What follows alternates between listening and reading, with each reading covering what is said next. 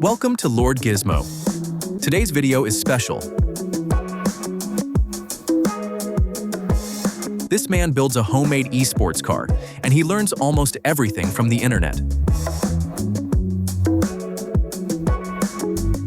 Kit cars are vehicles sold as a set of components. The buyer assembles the body and frame, then sources the mechanical parts like the engine and suspension separately. He builds this car using the K1 Attack Kit, a Slovak-designed sports car kit that you can actually assemble right in your own garage. The kit includes a main tubular steel space frame chassis, along with all the nuts, bolts, and hardware needed for assembly. He starts by fitting the front suspension. Next come the upper and lower control arms. He test fits them first before committing, which is smart, because the bearing on the upper control arm only goes halfway in. Some holes also need to be drilled slightly wider to get everything aligned properly. It's slow, frustrating work. But this is exactly what building a kit car looks like. Every part fights you a little before it finally falls into place. The first instruction in the manual is simple but awkward. Flip the entire frame upside down. With the frame now belly up on jack stands, he lays the bottom panels on top and traces the metal edges to mark exactly where the rivets need to go. He drills through both the fiberglass and the steel frame, cleans everything off, degrease it, and applies a sealant that also acts as an adhesive, bonding the panel to the frame before the rivets even go in. Larger head rivets run along the outside edges, with a few standard ones through the middle for extra hold. Once the first panel is done, he repeats the whole process on the front panel.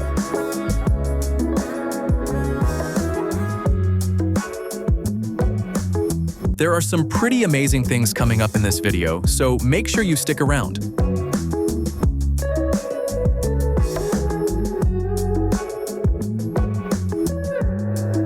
The entire bottom gets its first coat of paint.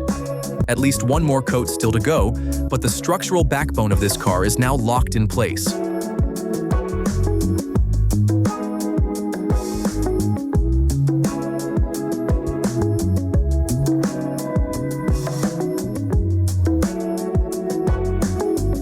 With the frame structure in place, it's time to lock everything down, starting with the steering rack.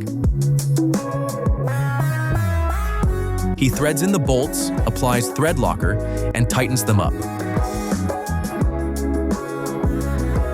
Since the manual gives no torque specs, he aims for consistency, tightening to around 50 foot-pounds and keeping it even on both sides. Next, he centers the steering rack by pushing it all the way left, then all the way right, marking the middle point before adjusting the tie rod ends to match on both sides. Getting the wheel hub in takes two people. One prying the slot open, while the other pounds it into place. A little grease and it drops in.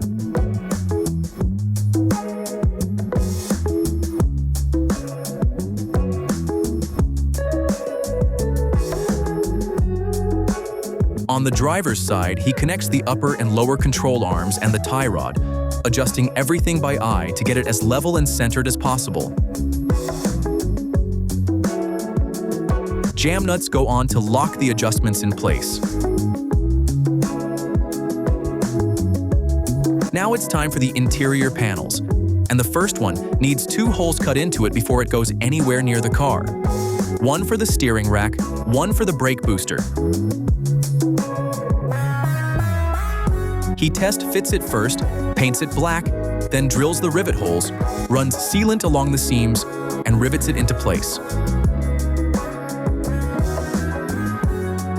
The next panel follows the same process. Hold it in position, mark the holes, paint it, seal it, rivet it down. Together, these panels form the firewall, the wall that separates the engine bay from the driver. It's one of the most important structural pieces in the entire car. Next comes the windshield cowling, the panel that sits right at the base of the windshield. He temporarily sets the windshield in place to use it as a reference, and at this point, the car is really starting to look like something real.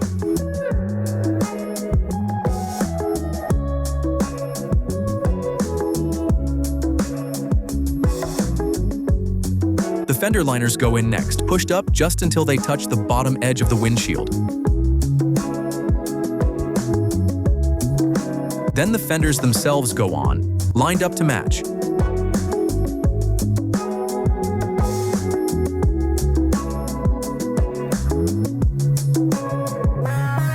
The batteries arrive, and it's time to open the box. On an electric car, battery placement is everything. Get the weight distribution wrong and the handling suffers, no matter how powerful the motor is.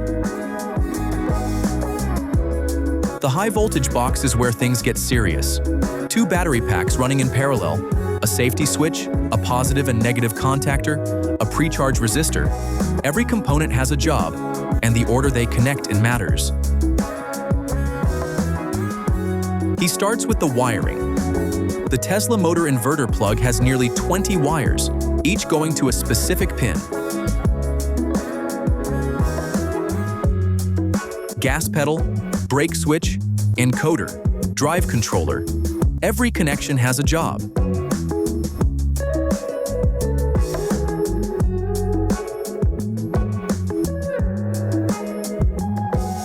While waiting, he fits the radiator brackets and moves on to something unexpected: fiberglass repair.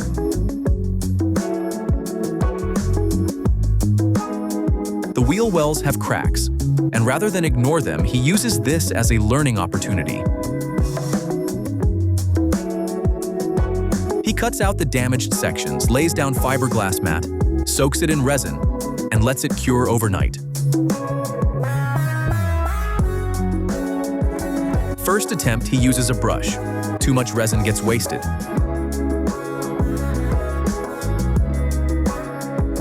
Second attempt, he switches to a metal roller. Cleaner, faster, better result.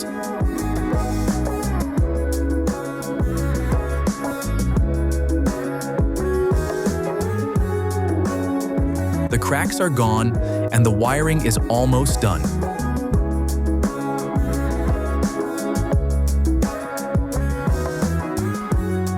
The brake lines go in near the proportioning valve, and the coolant lines connect to the steering rack.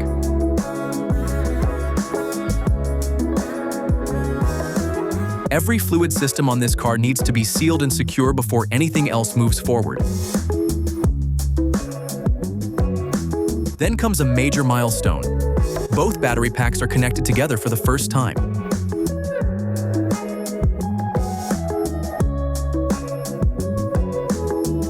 Pack 1 and Pack 2. Both read 39.73 volts, perfectly matched.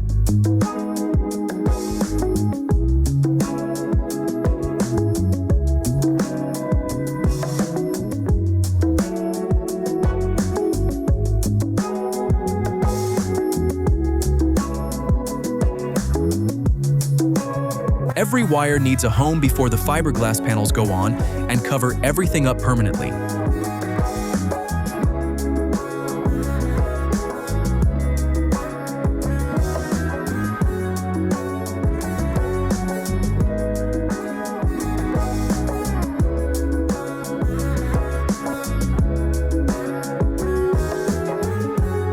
With the high voltage system live, he moves on to planning the interior, stereo wiring, a digital dash display, and buttons for drive, neutral, reverse, and park.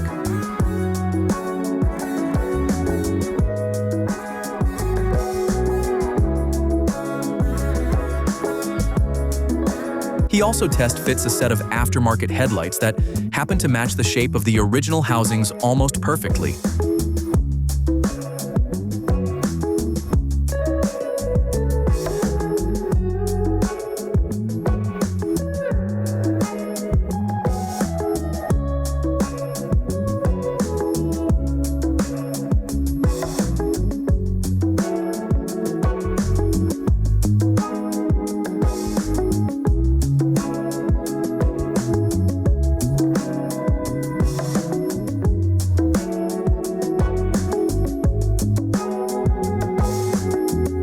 Eight battery modules get wired up one by one,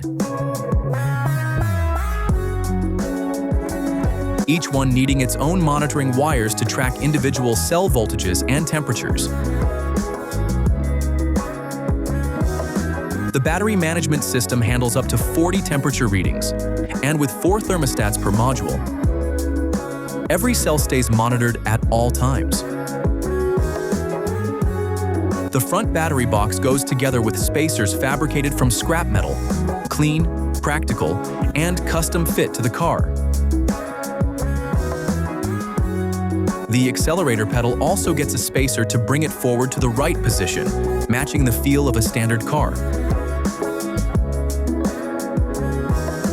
Then comes an important decision: battery cooling. Without it, the cells heat up under load and degrade faster. So, aluminum plates get added between the battery modules, with a water cooling circuit running through each one.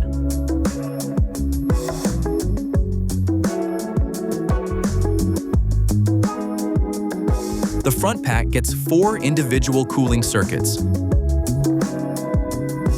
and the rear pack shares 1 plate across the whole stack. Every wire bundle gets labeled, continuity checked, and routed through the battery box walls.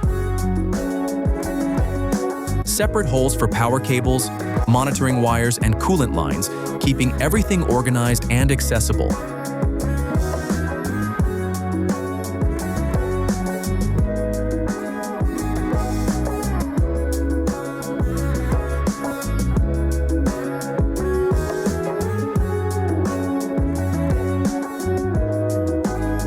Every wire gets wrapped in loom, labeled at both ends, and routed cleanly to a central fuse and relay box mounted on the passenger side under the glove box.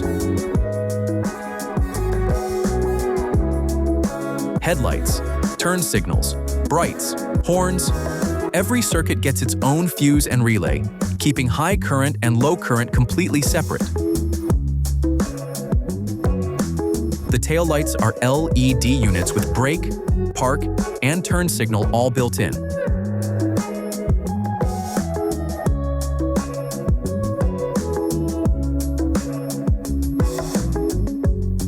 The Tesla motor, shipped on a pallet. This is a performance unit pulled from a 2014 to 2016 model SP85D.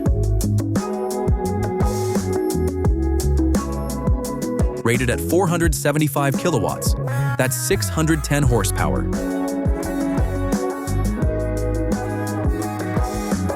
It comes as a complete subframe with drive shafts already attached, making it one of the most powerful and cleanest electric drivetrains available on the used market. Cooling this motor takes some planning. A 230 horsepower minivan needs a radiator roughly 20 by 30 inches. This motor makes more than double that power.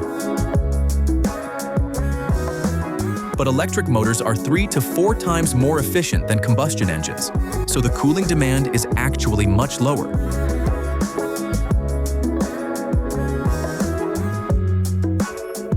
After weighing his options, he settles on a single standard-size radiator up front, a Jeep Cherokee unit that fits the opening almost perfectly.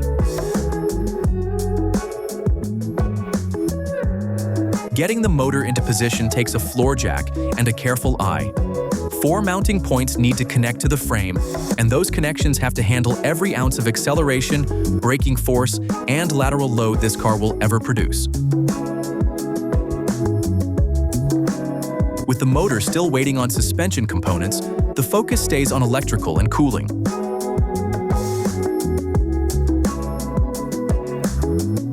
The radiator gets a coat of high-temperature paint, fans get mounted and secured, and a custom temperature controller gets wired in to run the cooling fans. Unlike standard automotive fan switches that kick on at 170 degrees Fahrenheit, this one is set to activate around 120. A temperature sensor gets installed inline in the coolant circuit, feeding live readings back to the fan controller. Because electric motors run best when kept cooler than a combustion engine.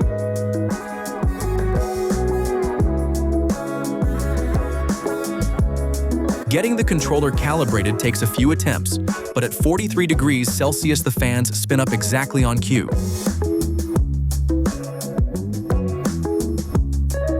A coolant pump goes in, plumbed through a 90-degree fitting and routed toward the back of the car where the motor sits.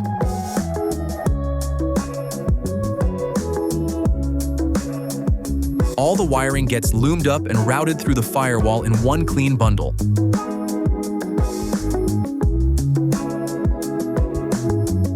No manual, no suspension components yet.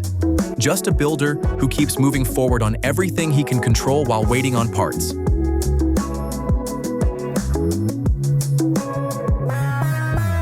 The cooling system is essentially done. New higher-rated connectors go in to replace the old ones, and every wire in the car gets cut, re-loomed, and reconnected.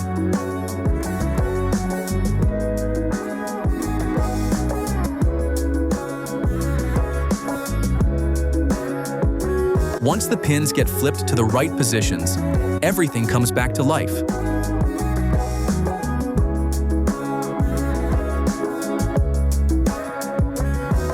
Brakes, turn signals, headlights, brights, horn, windshield wipers, hazards, passive keyless entry, and door locks all pass the test one by one.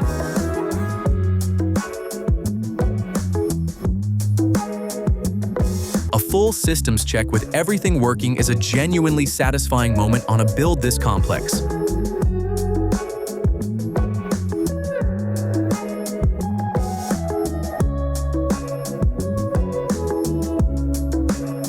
The Tesla rear suspension finally arrives, and it's a complete package.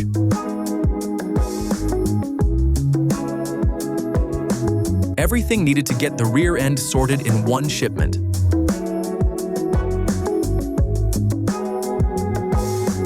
Before anything goes on the car, the drive shafts get cleaned up.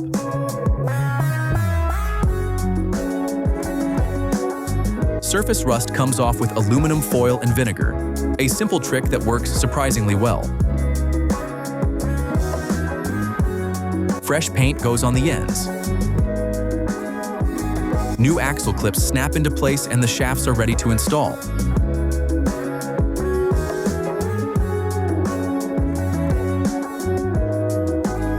Getting the clips into the motor takes a few attempts. The trick turns out to be letting the momentum of the shaft carry it in, rather than forcing it.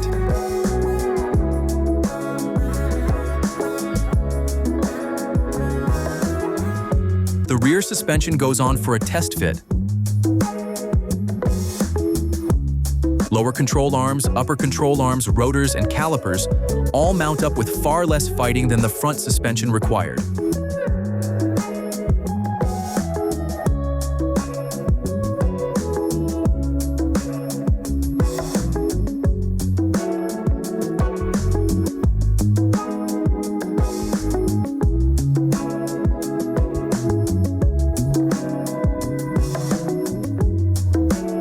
The finish line keeps moving, but the car is starting to look like something that will actually drive. The doors are a different challenge entirely.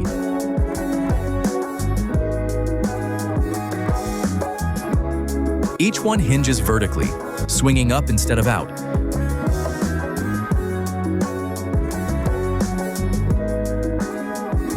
which means the mounting brackets have to be positioned precisely before anything gets bolted down permanently. He drills the bracket holes, applies double-sided tape, and presses the door against it to transfer the mounting points directly onto the fiberglass.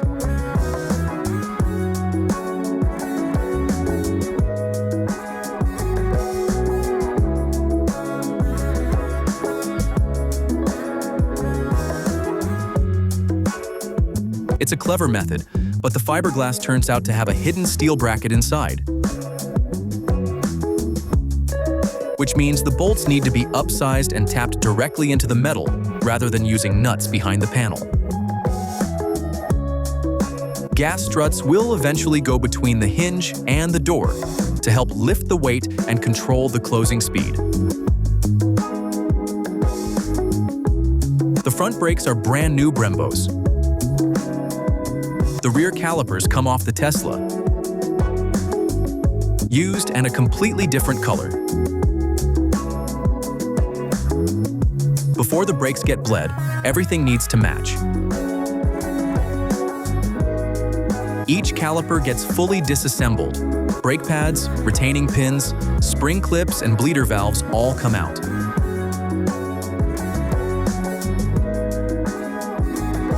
The parking brake mechanism gets left intact since it's full of lubricant and gears that are better left undisturbed. Everything else gets stripped down, blown out, and scrubbed clean. Then comes blasting. All the piston bores and threaded holes get taped off and plugged before the media hits them. What comes out of the blaster is bare, clean metal, ready for paint.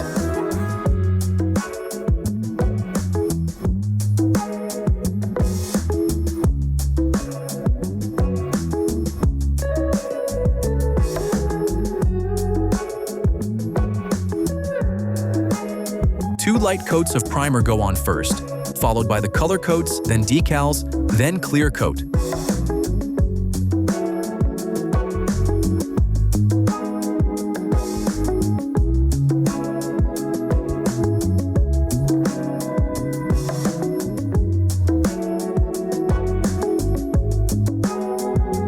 The final step is an hour in the oven at 200 degrees to fully cure the paint and lock everything in place.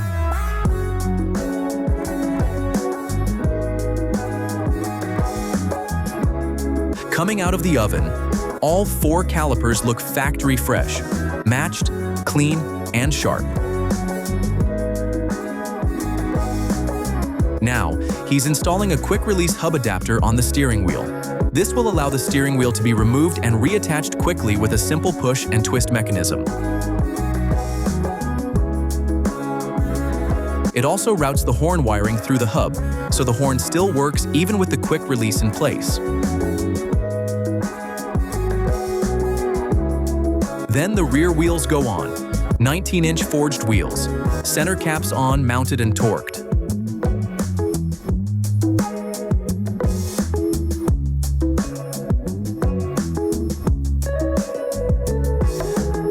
The car gets lowered off the jack stands for the first time since the motor went in.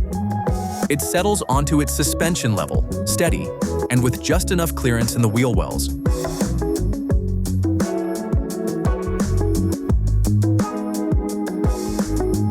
Now it is the turn of the center console, the panel that sits between the 2 seats and puts every essential control right at the driver's fingertips.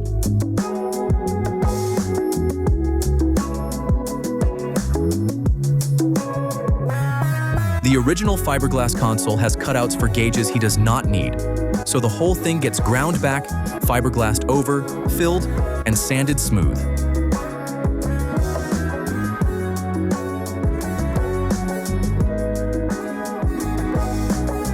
The working time on the body filler keeps catching him off guard in the heat. Over 100 degrees in the garage means the filler sets almost instantly.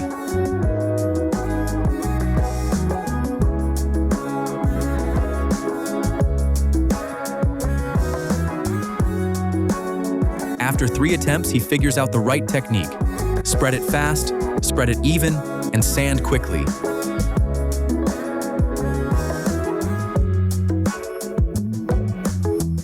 Once smooth and primed, holes get drilled for the gear selector buttons, start-stop switch, park brake, USB ports, voltage display, and hazard switch.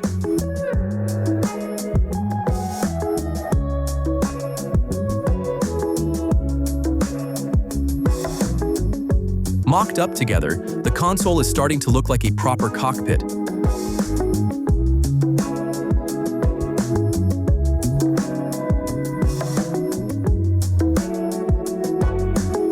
The gauge pods on the upper center console get cut out and fiberglassed over.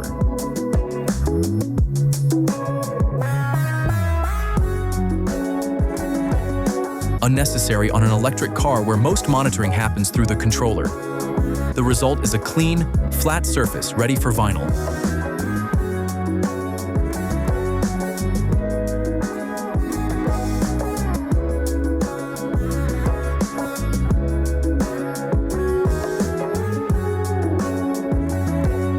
Fiberglass keeps coming up throughout this build, and for good reason.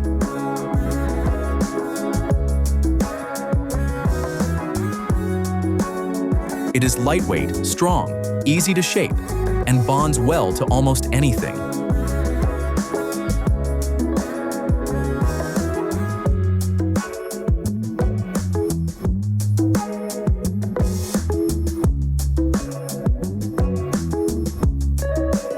Whenever a panel needs to be filled, reinforced, or built from scratch, fiberglass is the go-to material.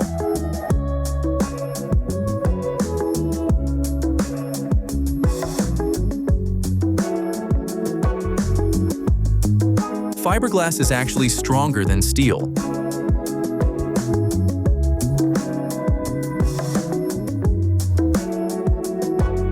It has a tensile strength of around 500 megapascals, comparable to many grades of structural steel, but at a fraction of the weight.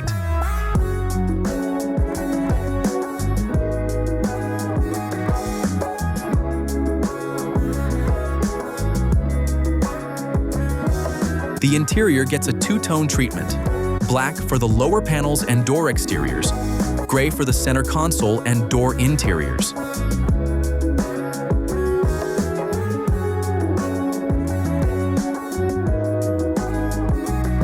The vinyl has a proper leather-like texture and even smells like a new car interior straight out of the roll. Attaching the panels cleanly takes some creative thinking. Screws go through the fiberglass into the hidden metal backing. Then, decorative snap caps press over each screw head, same color as the vinyl. Flush with the surface, and removable if the panel ever needs to come off.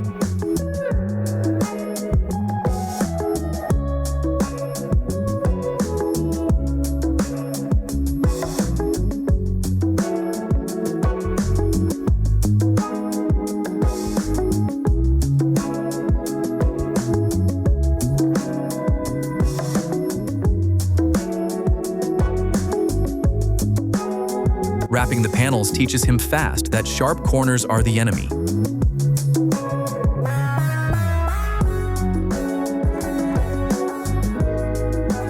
Every tight corner needs relief cuts in the vinyl to avoid bunching and wrinkles. The first door panel gets retired after too many rework attempts stretch and lump the material.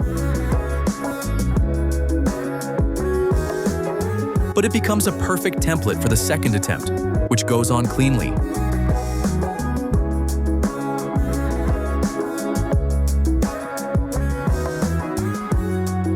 The armrest is the trickiest piece. Foam alone has no resistance at the corners, so he bends a thin strip of plywood to the right curve.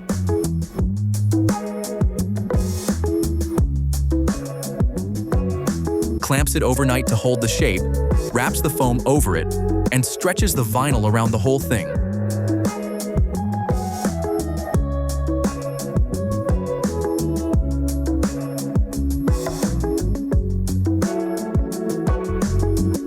Seam tape covers the joins and disappears into the design.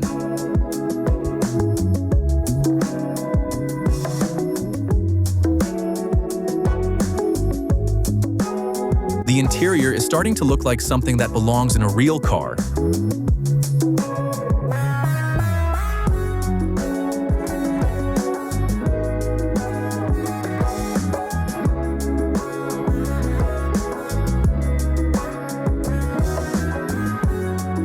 Hey, if you are enjoying this build and want to see more detailed breakdowns of projects like this one, make sure you subscribe to Lord Gizmo.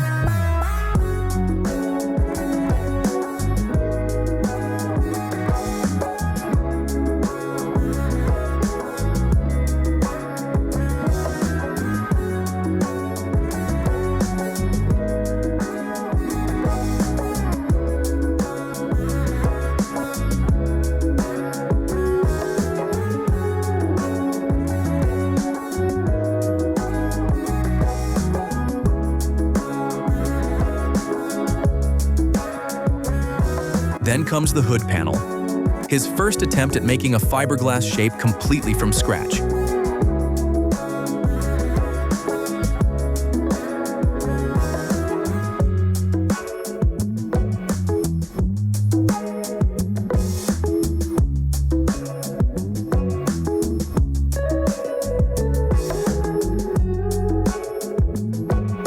Then comes the hood panel, his first attempt at making a fiberglass shape completely from scratch, and it is more of a challenge than it looks. The hood has exposed springs sitting right on top, and he wants them covered cleanly.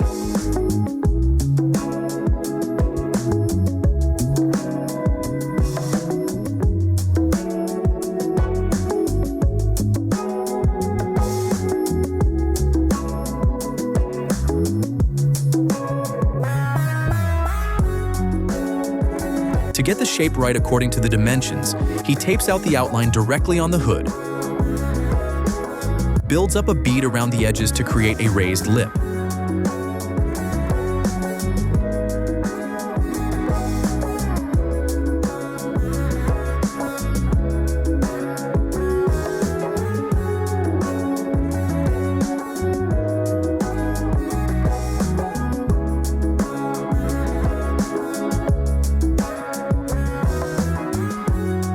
He lays the fiberglass mat over the taped area and cuts it precisely to match the shape.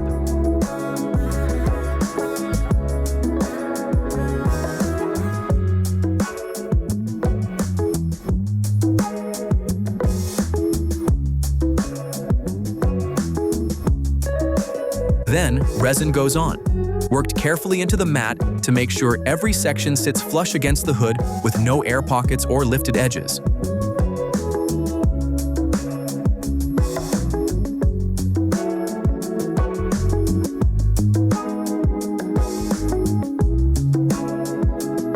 It is not paint-ready yet, but it is not bad for a first attempt either. His takeaway from the process: fiberglass work is all about preparation.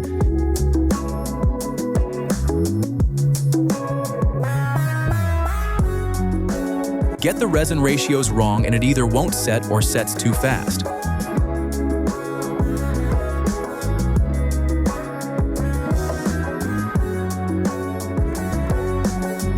Rush the filler and you spend twice as long chasing low spots.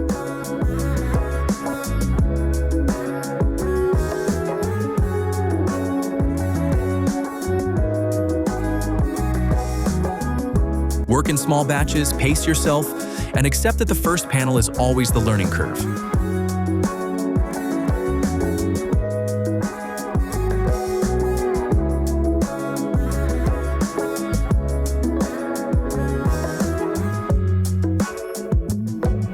The shape also ends up looking remarkably like the Decepticon logo, which he leans into completely.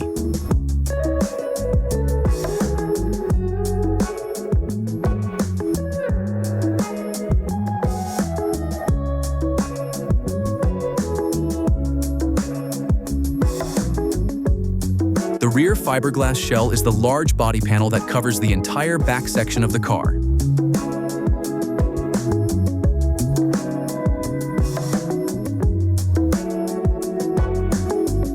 It has two problems. First, the battery modules create clearance issues where the original bodywork curves inward.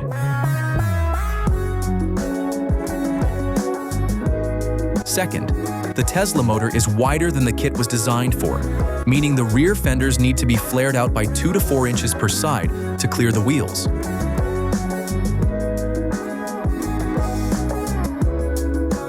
He cuts out the problematic section from the rear shell using a grinding wheel.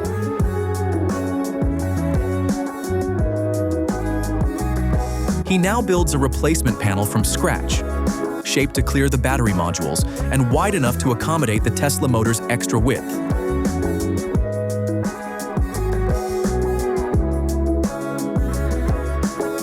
The fiberglass is cut to the desired shape.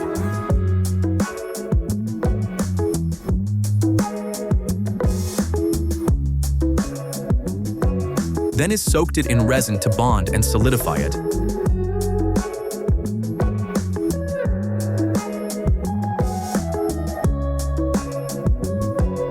Layer after layer goes on.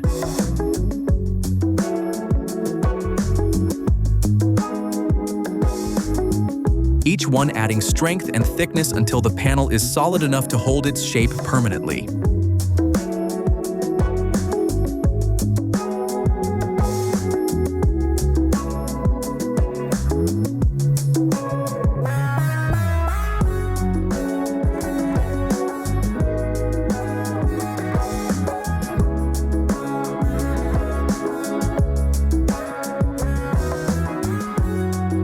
He flips it and lays down additional fiberglass layers on the back side, making sure the whole thing is solid and evenly reinforced from both faces.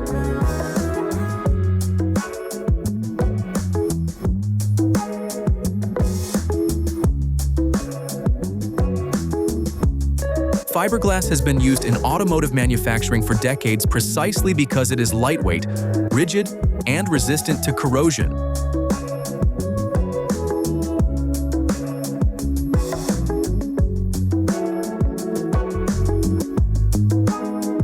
It solidifies through a chemical reaction between the mat and the resin.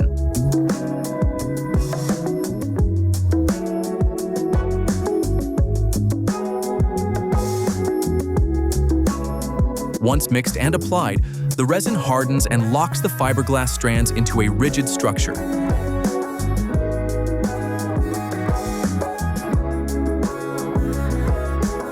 The more layers applied, the stronger and stiffer the panel becomes.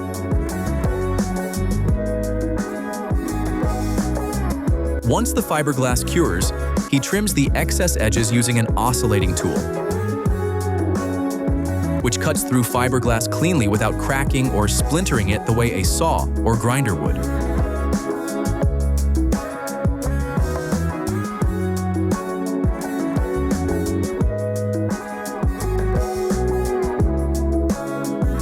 Next, he sands the surface down and applies body filler to fill any low spots or imperfections, giving the panel a smooth, even finish ready for primer and paint.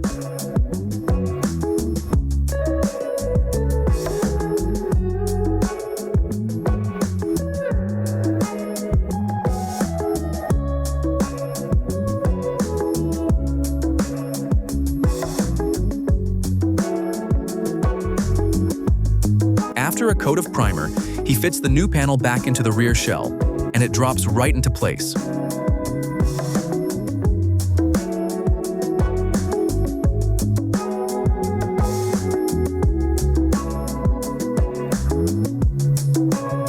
windshield, hood, doors, and interior panels all fight for space, forcing constant trimming and reshaping just to make everything fit correctly.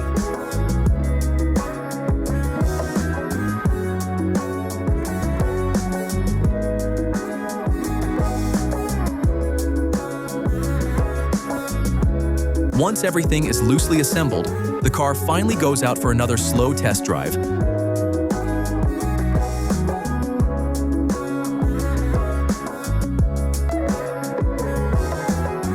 Revealing both the exciting supercar feel and the long list of creaks, flexing panels, and unfinished problems still left to solve.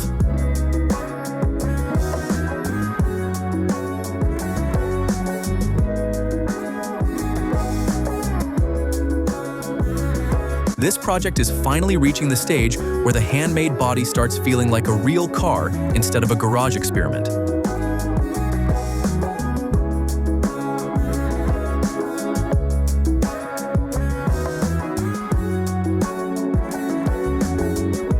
Before primer can begin, every panel gap, edge, and weak point gets checked carefully to make sure the body can actually handle real-world driving.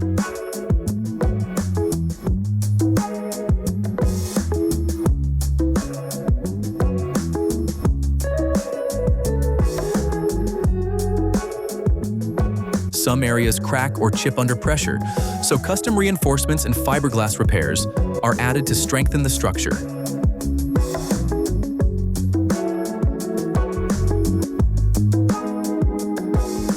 Before paint goes on the car itself, a few panels need one more coat of primer to cover some small defects. A paint spill nearly derails the whole schedule. A hose catches the can and tips it over, leaving barely enough primer to finish the job. A replacement order goes in immediately. While waiting, attention turns to the interior panels. The vinyl wrap on the access covers never held up well. Seams showing, edges peeling, scuffs from normal use.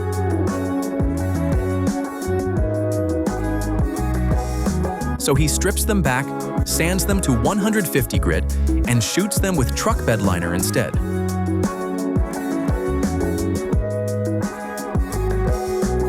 The first attempt comes out too textured, so he sands the peaks down and goes over it again with a spray gun and a 2.0 tip.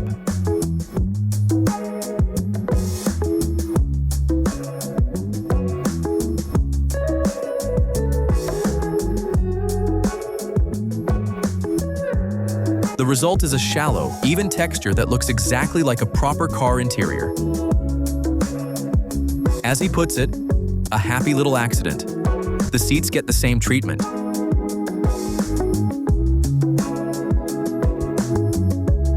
Truck bed liner handles wear and tear far better than paint on something people sit on every day.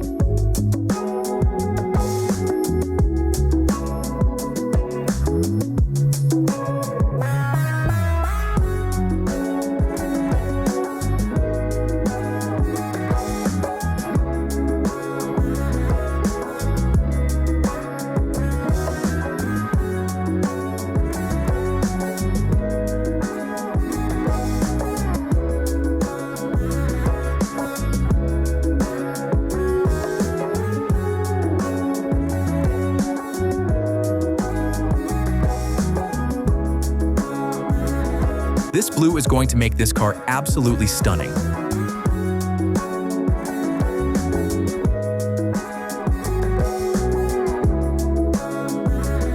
Let us know, which color would you have chosen for a build like this?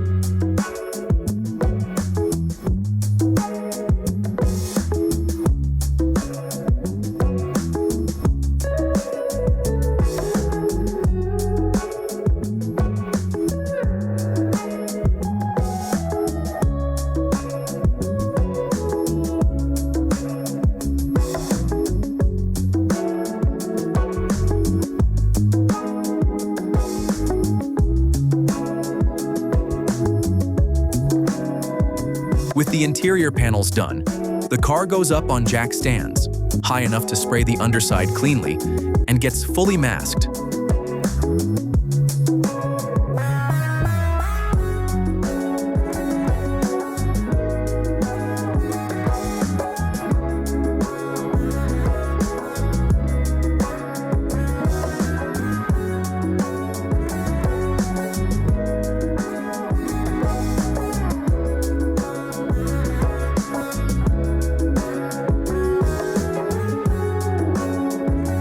primer goes on first, then the color.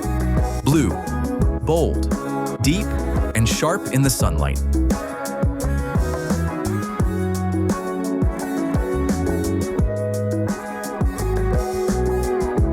Clear coat follows, though some contamination gets into the finish and may need a light sand and another pass.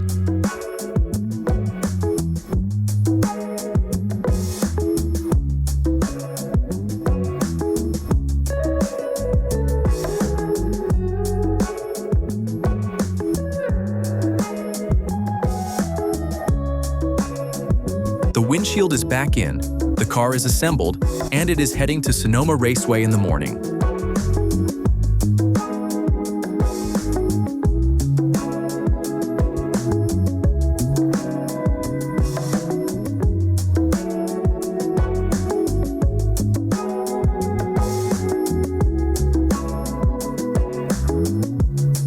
Now, here is something you do not see every day.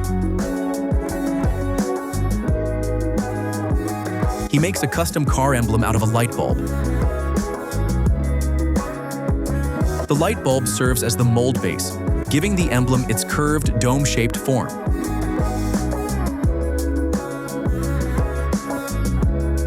Fiberglass mat, resin, gel coat, and a laser-cut brass logo are the main materials. The brass is malleable enough to bend by hand, so he shapes it to match the curve of the mold, then sands and polishes it to a clean finish.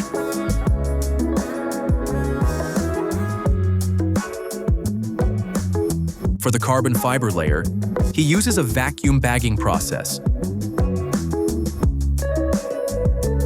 sealing everything in a bag and pulling the air out to press the carbon fiber tightly against the mold for a clean, even result.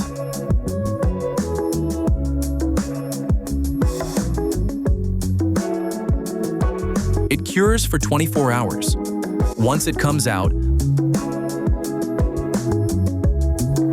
optical-grade clear epoxy goes over the logo to give it a three-dimensional depth and a glossy surface. A makeshift vacuum chamber, just a thick glass bowl with a vacuum tube through the rubber seal.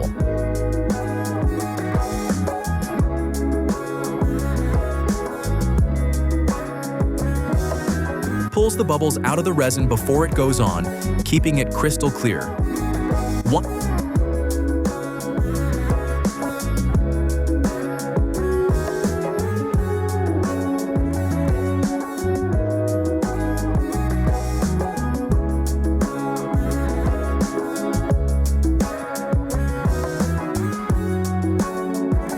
Rather than start over, he sands down to the brass, and the roughed-up finish actually catches the light better than a polished surface would.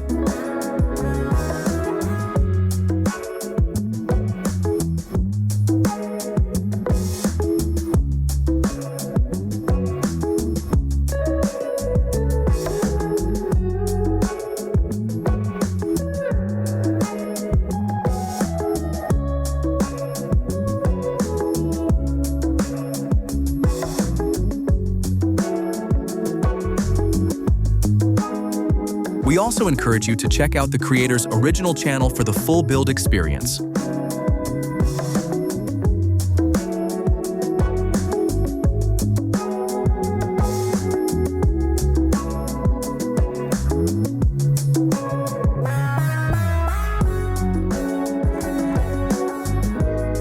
He covers a lot about kit car building on his channel.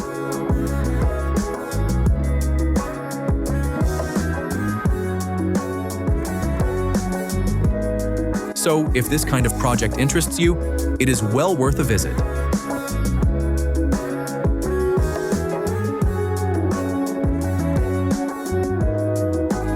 So what do you think of this build?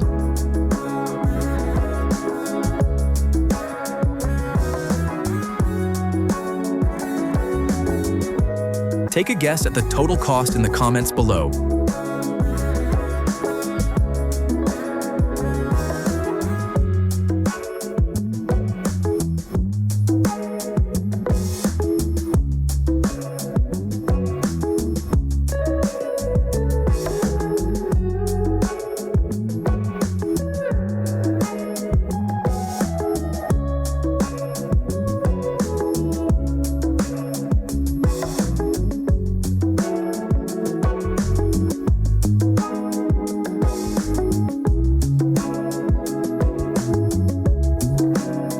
A final barrier coat of epoxy, a few layers of clear coat, and the emblem is ready to go on the car.